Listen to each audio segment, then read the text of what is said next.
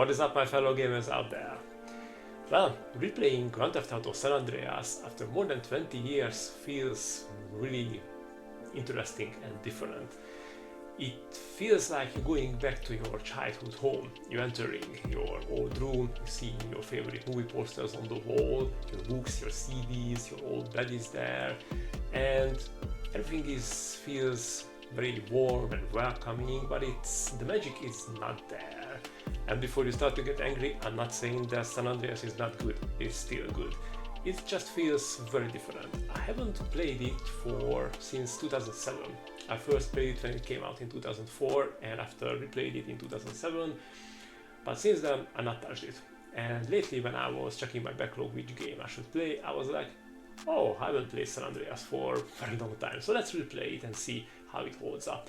I wasn't even like considering that this game could age bad because it's a masterpiece, it's a very, very good game, but I was still interested how was it. And I really enjoyed it. CJ is still fantastic and atmosphere is still there, but it was a completely different experience. And I think it's something comes up like as we change, we grown up, because when I played it back in 2004 I was very young, and now like playing as an adult, it's a lot of things feels and just looks different. That's what I would like to talk about in this video. So without any further delay, let's get started. Close your eyes. Imagine that it's 2004 again. You just got home from school, you got a half-empty bottle of Mountain Dew on your desk, your old school mobile phone is chirping with a T9 text message. But that's fine, you will answer it later, because you just popped a DVD into your PS2. The Rockstar North logo flickered on the CRT TV, and those opening bass notes of the San Andreas theme started to play. For a lot of us, San Andreas wasn't just a game. It was where we spent our entire junior year. We explored the whole map, found secrets and had great memories. But that was 22 years ago. Today, we are adults. We have backlogs, bills, and maybe 20 minutes of free time before bed. So how does it feel to go back to Grove Street when you actually have a life to manage? Let's find out. Tenpenny and Pulaski. Oh, the bitch. What the hell you want? Hey, show me some respect, boy. Returning to Grove Street as an adult is like visiting your childhood home. It feels smaller, yet somehow more significant. In 2004, the scale of this game felt infinite. We didn't have GPS on our in-game phones, we had physical maps that came in the game box. If you got lost in the Badlands, you were actually lost. I remember that we played this game in a vacuum of pure focus. The outside world just not existed anymore. Everything about the vibe is a time machine. The radio stations, Radio Los Santos, K-Rose, Radio X, they aren't just soundtracks anymore. They're the background noise of our teenage rebellion. But playing it now through the eyes of a 43-year-old man, you start to notice things you missed when you were 20. Do you know the saying that you can never truly go home again? Well, Grove Street is no exception.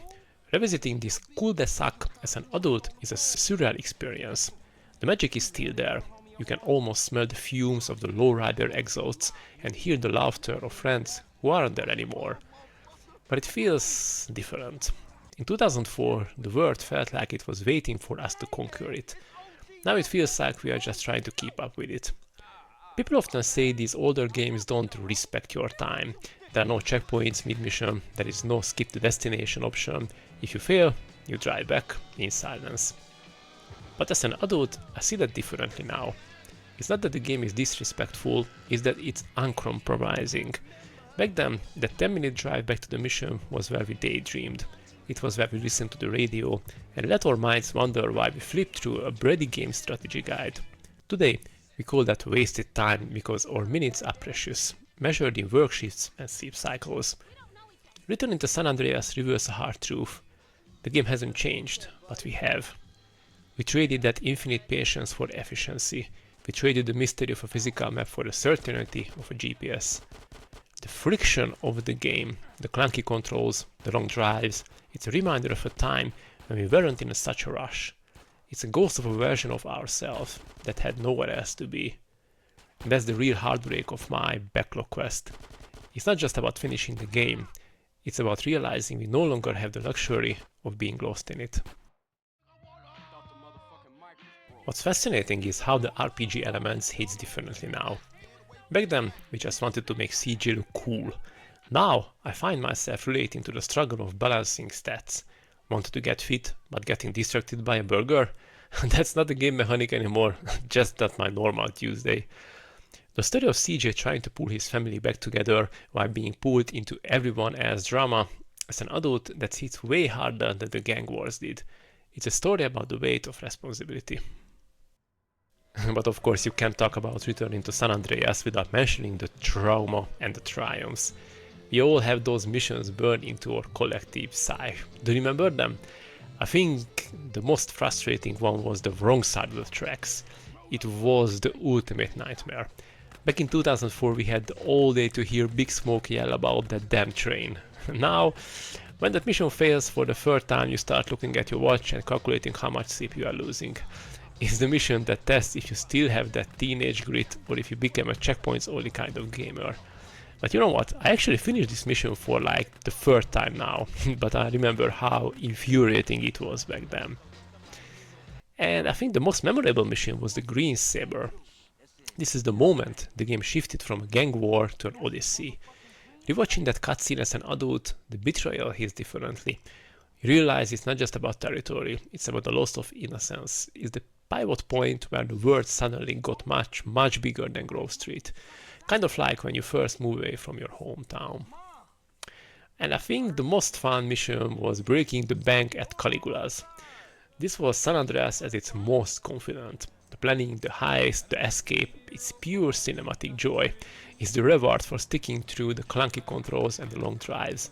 It reminds you that even with its age, this game can deliver a high that modern polished games often miss because they are too afraid to let you fail. But let's cut through the nostalgia for a second. Strip away the memory of mobiles from that era and the longing for 2004. And you're left with the question, is the game actually still good? The answer is a resounding yes. Look, I'm probably not the first to admit that the controls aren't perfect by modern standards. CJ doesn't move with the weight of a GTA 5 character, and the aiming can feel a bit, let's say, magnetic in a way that shows its age. I had quite few frustrations when I could not aim well because of the clunky controls, and sure you can't customize your stock portfolio or switch between 3 different protagonists. But what is there is rock solid. CJ's humor still makes me laugh, and there are beautiful moments when I'm just riding into the sunset on a motorbike while listening to K-Rows, or driving around the hood in my lowrider while Snoop Dogg is rhyming on the radio Los Santos. The core loop of San Andreas is still a masterclass in game design. The way the world opens up from the streets of Los Santos to the rolling hills and the neon glow of Las Venturas is a progression that many modern open world games still fail to get it right. It doesn't need 1,000 icons on the map to be interesting, it just needs a vibe and the goal. I genuinely enjoyed my time playing through it this time around. It wasn't just a chore of the backlog, it was a reminder of why I fell in love with this hobby. There's a grit and a personality here that hasn't faded. In fact, I'm willing to place a bet right now. I'll be back here in another 10 years. I'll be older, my backlog will be probably even more ridiculous, and the tech will look even more ancient. But I pop this game in, hear that opening theme, and I'll be home. Because masterpieces don't age out, they just become part of the furniture of our lives. And just like 20 years ago, it's still fantastic. If you are familiar with my content, at the end of my videos I always dedicate a section where I tell my experiences and if you should play the game or not. But I think we can agree on it that in the case of San Andreas, we don't even have to mention this because this game is a masterpiece. And it always was, and it always will be. Yes, of course, there are some things which has not aged well, like the clunky controls and those really long times when you have to go to a different part of the map. But if you think about like what he said in my review, that those times when we was just driving around on the highway and listening to one of the radio stations, that was when our mind was just let wander, because we didn't have mobile phones like let's say we didn't have smartphones where notifications kept us all the time busy. We just focused on the game and the music and the driving, and if we see something on the map, we stopped, checked out, and this is how we found secrets on the map. And the characters, the story, the humor, it's still very good. I loved how to pronounce this. So I laughed out loud CJ's one-liners and this crazy chick who was living in the hills and where they went dating. It's just very good. The whole vibe of the different cities where you can do the variety of the missions and a lot of like roleplay elements what you can do. Of course, it's not GTA 5 level, but it don't have to be, because I enjoyed GTA 5, but it felt for me to like a bit too much to handle, because there were just so many things to do that I felt it's not necessary. But this is not a GTA 5 review video, so yeah, definitely if you haven't played it for a while, play it again, and if you haven't played it yet, give this one a try, because GTA San Andreas is a very important part of gaming history. And now thank you for watching this video. Check out this one next, and I'm going to see you in the next Backlog Quest video. Goodbye.